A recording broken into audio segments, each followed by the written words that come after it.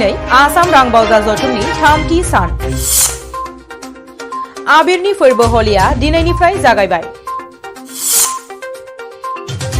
फोरोंगिरि गैयैनि जाहोनाव माखासे फरायसालिफोरा गोग्लैसोनानै दङ। बे बाथ्राखौ बुंदों सोलोंथाइ मन्त्रि डक्टर रनज पेगुआ।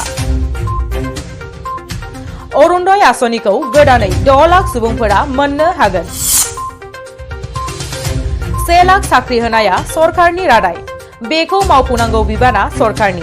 बे बाथ्राखौ बुंदों रांखान्थि मन्त्रि अजन्ता नेवगा। गुवाहाटी सनापुर टलगेटआव 134 कौटि रांनि ड्राग्स जब्द खालामदों। मुस्लिमनि माखासे माहारियारि आफादा दिनै कर्नाटकखौ बन्द फोसावदों। हिजाबखौ सोलोंथाइ फसंथानफोराव गाननो मोना होननानै कर्नाटक गोजौ बिजिरसालिया फोसावनायनि थाखाय। आथिखालाव आसामाव 35.1% मुस्लिम। मुस्लिमा आसामाव माइनरिटी नंला। बे बाथ्राखौ बुंदों गिबि मन्त्रि डक्टर हिमन्त बिश्व शर्माया। जापानाव 7.3 रेक्टर स्केलाव बांग्रिं मावदों।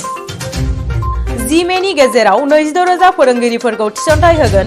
बे बाथ्राखौ बुंदों डक्टर रनज पेगुआ।